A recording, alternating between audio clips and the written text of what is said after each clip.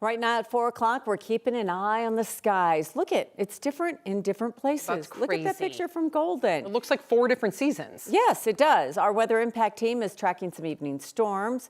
They should be less severe from what we saw yesterday. That's the good news. And today, multiple places are cleaning up bad damage from 4 confirmed tornadoes. Bennett and Elbert County saw roofs torn off and damage to homes and garages. And this is why meteorologist Corey Reppenhagen tracked that tornado that formed near Bennett. Thankfully, no injuries to report. Tonight we have team coverage for you following those storms and also looking at the storms tonight, Kathy. Hopefully nothing that serious. But we're going to start with 9 News reporter Jeremy Hoholo, who spent the day in Elbert County looking at some of that.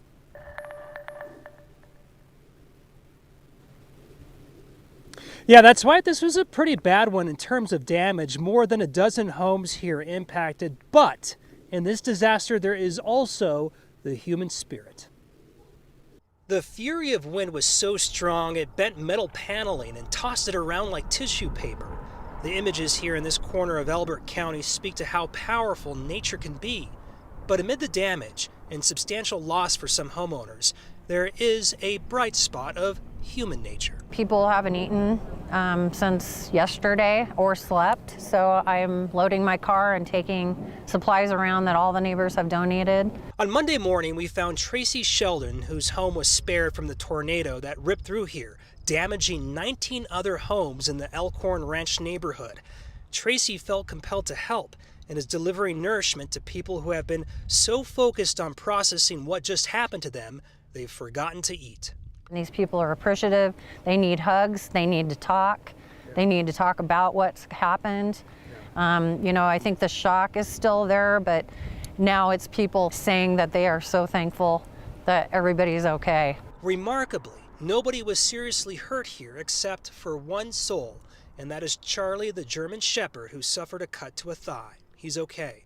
Neighbors say the wind was sudden, hitting the neighborhood just after 1 p.m. on Sunday. And while the neighborhood looks different now, it is still very much a neighborhood in every sense of the word. These are our friends and our family and our people. These are our neighbors. And so I have to do something. And I knew this was probably the best way to show that I appreciate them and love them and that we're here for them. And in the meantime, Elbert County's government here has declared this region a disaster area. That means public funds will now be released to help out with the recovery here. But again, neighbors very thankful. Despite this damage here, nobody was killed, nobody severely injured.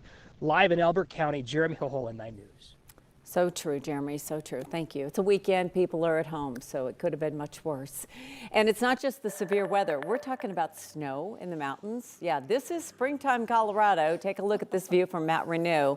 It's what it looked like on Rabbit Ears Pass this morning. A little bit of everything, but Kathy, you know, and the month of May itself can be really scary. Yeah, typically we kind of get a slower progression into those really heavy thunderstorms with the threat for tornadoes so frequently. May is more of a rainy month than a big severe weather month, but as you know, the atmosphere and climate are changing and everything seems to be so much more extreme. So you really need to be prepared because we are embarking upon another 6 to 8, maybe 9 weeks of daily thunderstorms. And yes, tornadoes and hail will be a part of a forecast we'll be delivering almost every day. Thankfully today we're getting a bit of a break. We went from mostly sunny to mostly cloudy skies.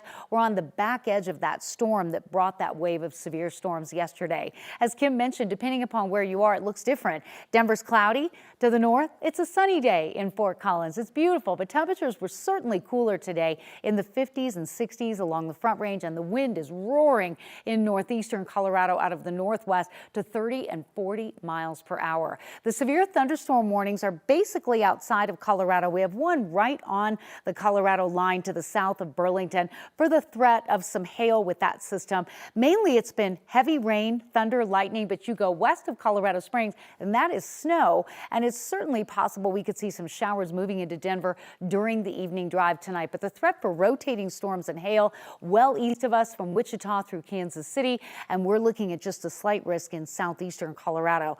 Rain risk and rain chance really diminishing by the hour as that wave pushes south and drier air starts to work in. Temperatures will trend comfortable over the next few hours, and we will be looking at a warm weather trend midweek that will see us back in the 80s. So we're going to talk about that, another check of the radar, and also let you know when our next chance for strong, if not severe storms is in the extended outlook. Kathy, thank you. Right now, Aurora police are looking for these two suspects wanted for a shooting that left one person dead. It happened last Wednesday in a grocery store parking lot on South Havana Street near East Mississippi. 3 people were shot. 1 man died at the scene. Another man remains in the hospital with life-threatening injuries. Police didn't give an update on the third victim, a woman who ended up taking herself to the hospital that night.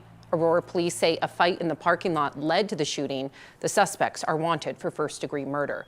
If you have any information, you're asked to contact Aurora police. A man shot and seriously wounded someone who broke into his garage early this morning in Aurora. The shooting happened shortly before 5 a.m. in a home a block north of Aurora Central High School. And the intruder was hospitalized for what police described as life-threatening injuries. Kevin Vaughn from 9 News Investigates joins us from the newsroom. And Kevin, every time something like this happens, Colorado's Make My Day law comes up. So remind us what the law allows. Well, Kim and Sam, simply put, it lets people use lethal force against intruders in their homes in certain circumstances. Our expert tells us it won't apply in this case, but that doesn't mean this man will face charges. Go ahead. Make my day. State lawmakers borrowed that famous Clint Eastwood line before passing what's officially known as Colorado Revised Statute 18-1-704, the state's force against intruder measure. It's been on the books since 1985, and it's been known ever since then as Colorado's Make My Day law. They can use deadly force against an intruder who has entered unlawfully if they reasonably believe that individual will commit another crime inside the dwelling and use force, however slight, against any occupant. But 9 News legal analyst Scott Robinson says what happened Monday morning in the 900 block of Moline Street is not covered by that law. A man who lives there, alerted by newly installed surveillance cameras, discovered someone breaking into his detached garage for the second time in 3 days. According to Aurora police, the man confronted the intruder and then, after an altercation, shot him. For the purposes of this case, the key word is dwelling. The detached garage, Robinson says, is not a dwelling. In other words, is not a place where someone actually lives. Even so, another Colorado law may apply, the law of self-defense. Self-defense requires 2 things: a reasonable belief that someone is about to inflict serious bodily injury or death upon you, and you were not the initial aggressor to the altercation.